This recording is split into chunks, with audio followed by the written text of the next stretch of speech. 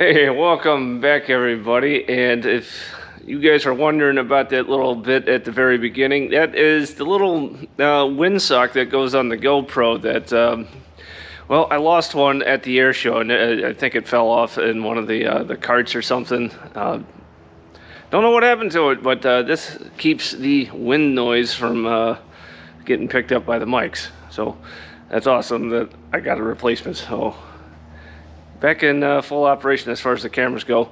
This, looking into changing the tire today, likely. We'll see. I'm waiting on final word on that because we got a tire somewhere back there that's still made up, ready. It's one of the old ones we pulled off that we can put some air in and get it underneath there so we can take that tire and send it off to the shop.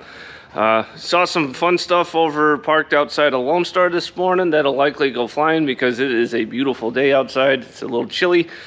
And then got some other fun stuff to show you guys that Vietnam War Flight Museum was able to help with earlier in the week. So let me take you around the hangars real quick. All right, out of the Phantom hangar. Beautiful day. And over here to the 262's hangar, or that's where she's living currently. Normally the F-100 gets parked in here. And she is off her feet. So if you guys are wondering, this is where the F4s, the jacks that we used on the F4, this is where they came, because this thing needed to come up in the air. Because, and I'll show you this. So this is over on the right main. We got the hydraulic, actually, you got the hydraulic cylinder right there, the actuator. It's basically just a hydraulic ram. But if we wander over here to the other side, this one's been taken out, so that cylinder had a small leak on it that needed to come off for servicing, so that's out right now. And that is why we needed the jacks. Now to go with that, center of gravity on this is such that when she's up on jacks that she would want to tip over onto her nose. So dead batteries are still somewhat useful in holding the tail down. So we got to have this, we got this little lead sled, and we strap it down to the airframe, not the outer skin, but we actually get to the airframe and hold the tail down so she doesn't tip over. This also allows for gear swings during the annual inspection for her too. Alright, so while I'm waiting on word about the tire, whether or not we want to pull that out today, just got word that we may have something fun flying over at Vietnam War Flight Museum, so we'll head over there after a while. And in the meantime, I'm going to go over some of the tugs and see what we got, like this guy here. Let's see. I think someone mentioned that this one had a problem before.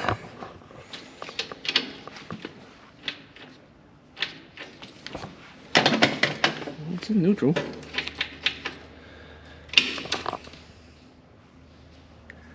I bet you it's a dead battery. A race winning back in the, I don't know, it was, I think 90s, early 2000s, he had the Super Corsair. It's like a 4,300 horsepower Corsair.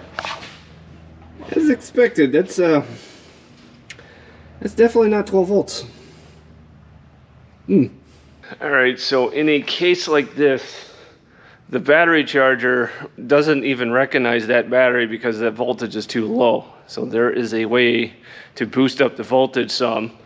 That involves a donor battery that is at 12 volts. You got to put jumper cables on it, let it kind of move some of the voltage over, let the dead battery charge up a little bit, and then we can put the charger on it. So we got to get that sorted out. But batteries. I don't know what it is, but it's placing batteries. A while ago, this tug had some brake problems. Yeah, it was one of the things we went out. That's better. So, like I said, we'll let that sit for a few minutes, boost up the voltage here so I can put the charger on it.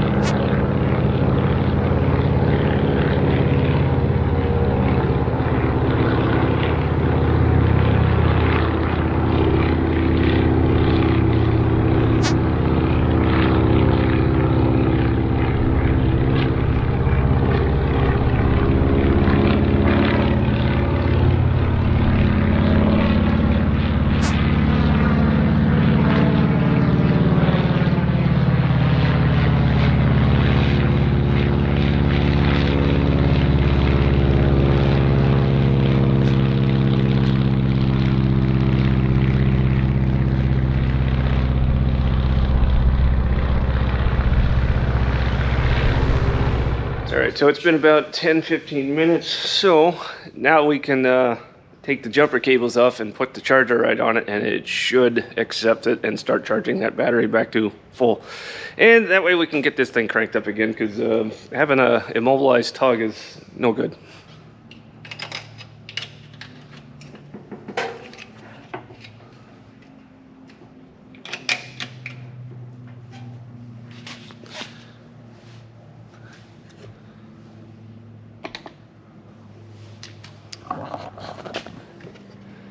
All right, she took it. Excellent.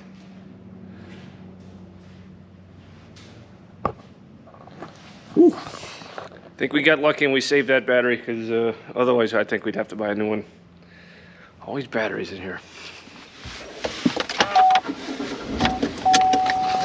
All right, off we go over to Vietnam War Flight Museum.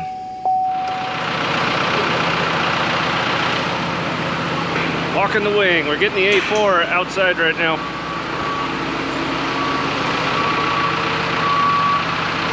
Here we go.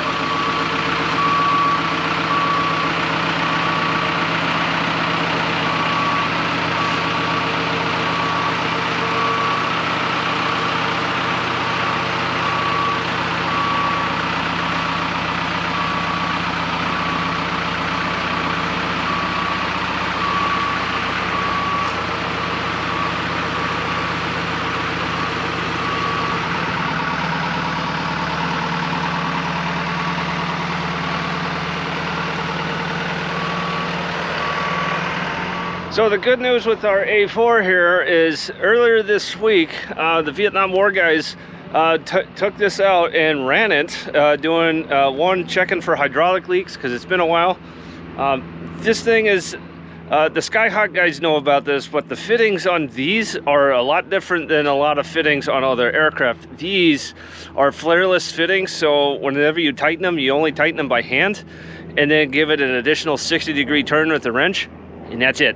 If you tighten it any further than that, a lot of them will crack and leak, and then you got to replace the entire fitting.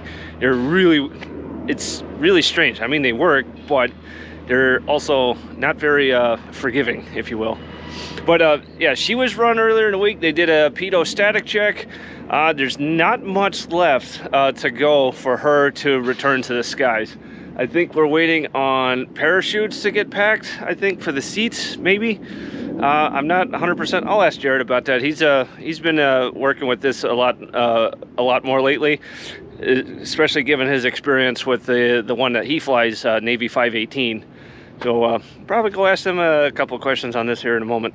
But yeah, she's getting close. So I think within the next few weeks she may fly.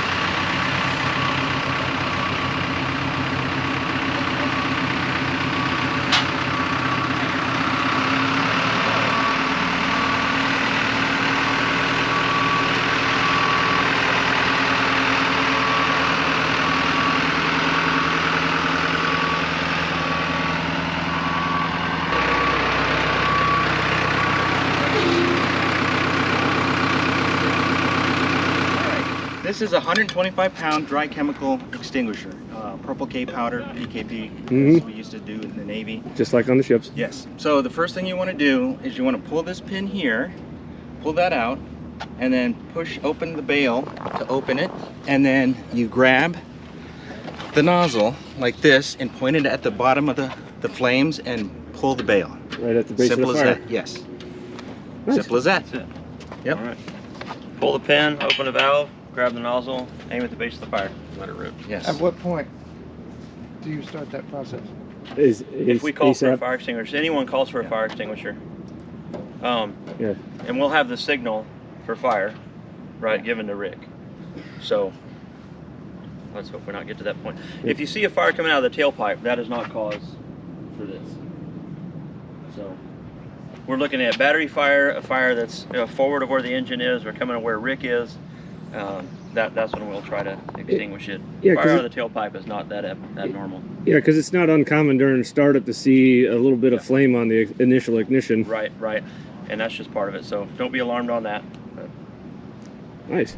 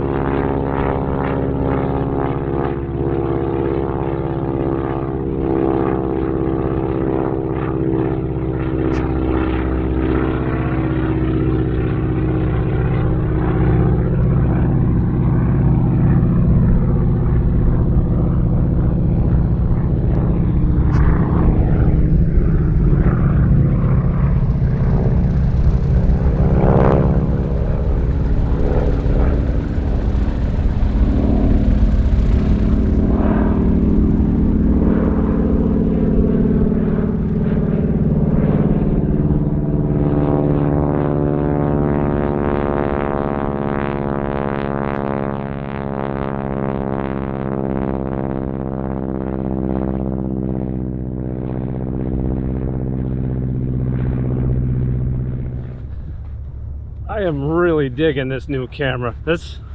I love getting good shots like that. Oh, that's gonna be good. Oh no, I'm gonna leave that in. all right. He snuck up behind me. Anyway, yeah, he was part of the ground crew that ran the A4. What, yesterday? Yesterday, yeah. Yeah. So Yep. that was checking. That was a final check for leaks. Yes. Right? And taking A radio, care of a few intercom check. We kind of just did everything. Like if we were going to go fly it, does everything work as far as we can tell? Right. Moved all the panels, all the control services, everything. Hooked down even, hook up, checked everything. Then the pedostatic system was checked out. And I know that was a big deal. Yep, pedostatic signed off yesterday. Everything checked out, looking good. So the only thing left, I think, is the chutes for the seats. Yes. As you know, these are ejection seats, so we have the spreader guns in the back of the NES 12s that are the parachute that goes in this, and those are getting repacked and redone, and then they're ready to go. So what's the rules on a chute? It's like within X number of days they got to be pulled and inspected. Well, it depends on the program for the aircraft. Normally for like a normal aerobatic airplane it's 180 days, but it just depends on whatever this one is. I think we're still doing it in accordance with that, but I'd have to look at the paperwork on this to see what it is. But the ejection seats are a little bit different, so you know, the inspection is just a little bit different on the ejection seats. So she may fly by the end of the year. Oh gosh, yes. We were going to fly it this weekend, but of course, as you know, Collings Foundation's Chris was busy. And he really wanted to be here for that, and since it probably wouldn't have been ready to fly without him, we wanted to make sure that he's happy and here when it flies. So yeah, she's ready to go. Once we get the parachutes in, which I'm pretty sure they're ready to be picked up, we can fly it. All right, awesome. I'm looking forward to that because I see a nice little assortment of GoPro mounts in there, and I'm sure some of you guys would love that, especially you, Skyhawk Steve. I know you're out there. Yeah, you've been having to survive off of 518 videos, so now hopefully we'll start flying the A4s twice as much. So I still want to keep flying a 518 about once a month on average, at least, and I'm sure we'll start doing the same with this. Oh yeah, I'm excited to see her go because it's been a while. It'll be fun to do a differences video at some point too, and say, you know, the differences between the two. Yeah, I know one is a weight thing. The weight. Yours is a lot lighter than ours. Ours is about 10,500 pounds empty, which is really, that's closer to like a single seat A4's weight. This one's about 12.5, which is pretty typical of a TA-4. Nice. So, you know, it's not that this one's heavier, it's that ours is lighter. So this is just the way it should be. Sorry, the Tristan Eagle taking off. Quiet on the set. But yeah, so that's something you guys could look forward to in the next few weeks is her going back up.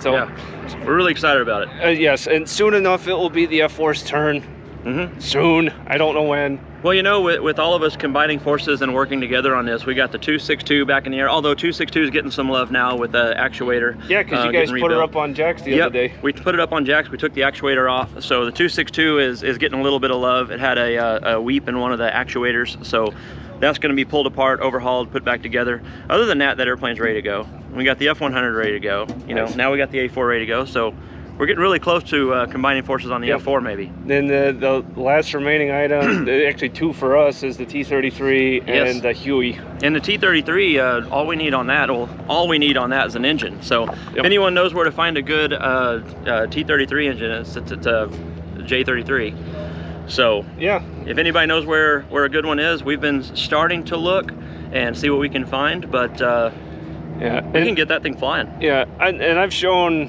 what that engine looks like. It's definitely old tech. Yeah, it's old tech, but they're, you know, they're pretty reliable little engines. They are, except ours is timed out, and I think even with an overhaul, it's still it would fall under some sort of strict maintenance thing in order to keep her operational with that engine. Right. Yeah. Well, and the engine's been pulled apart, which once you pull one of those apart, the tech that you need to put it back together and balance it is going to be almost as expensive as just buying another engine at this point. So it really makes sense to have another engine, one that's just ready to go, ready to install, and then we'll still have the parts from the old one, and that'll be really great. I'd be interested. I'd love to hear one of those. I've never heard one of those. That's going to sound a lot different than a normal engine, like an axial flow. Right. And you know, they hum starting up. They're a lot like the actually they're very similar to the MiG engines here. Yeah, which you guys will hear fire up here momentarily. Yeah. It's probably going to be the next scene after this thing, after this little bit. Yeah, the Mig-17 engine is very similar to the T-33 engine, so nice. Yeah, it'll sound a lot alike. They're very quiet in the air, but you know, they have a pretty good amount of thrust. Oh, I imagine. And that one's got a burner. That one's got a nice burner on it. Can't wait to get that on camera. Yeah, it'll be good. But awesome. Well, thank you, Jared. All right, man. Yeah, thank y'all. Awesome. Alrighty, everybody. Here is a look inside the Mig-17. Excuse me. A lot of this was a Polish Mig-17, and a lot of the lettering is still as such.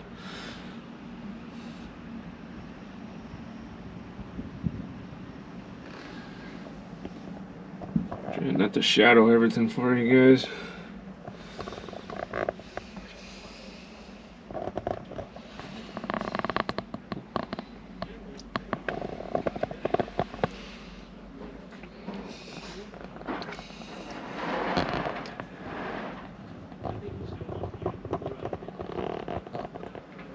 There you go. Mig-17, everybody.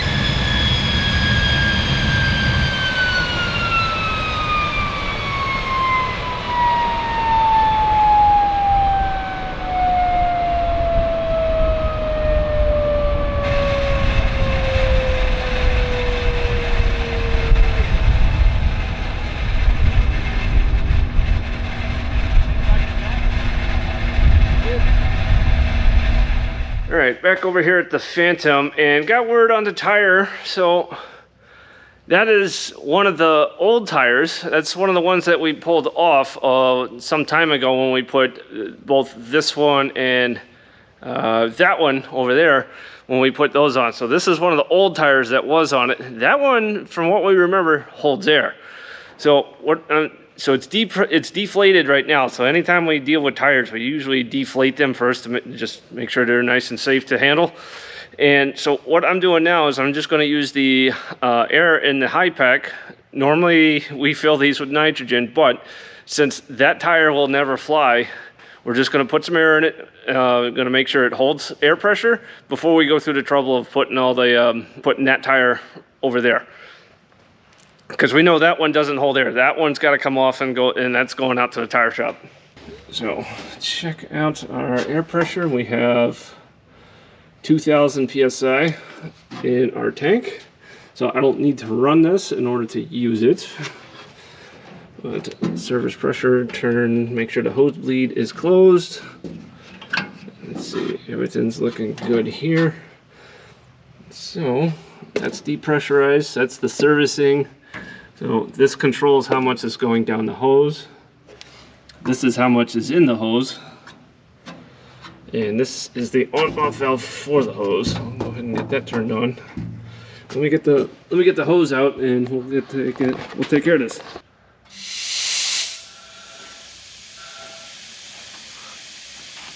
Oh, can you grab that tire gauge that's on top of the cart? Yep.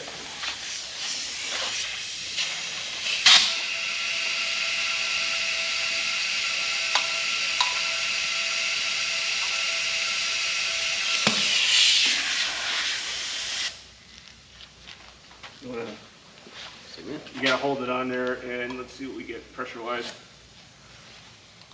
That's 20 pounds. All right, so it's holding air, that's good.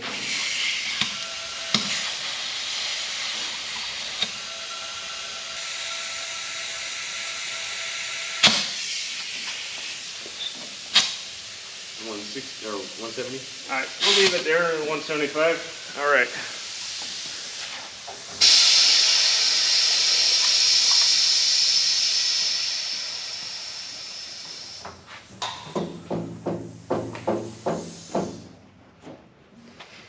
All right.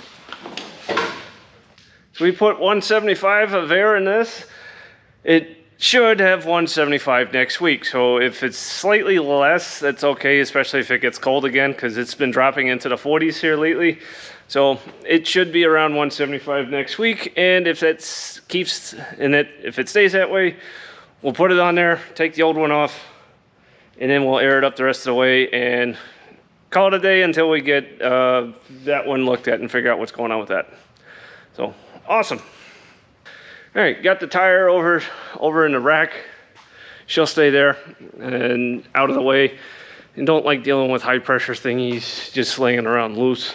So got her rolled over there. I'm gonna leave it there. But it's about as much as we can do with the Phantom this weekend. There was only me and Chris, one of our other volunteers, showed up today for this. So it really limits what we can do. That's why we ended up over at Vietnam War, which we're heading back to because it helping restack the hangar over there. So we'll finish out the video for this weekend over there. So it's we're gonna get closed up over here.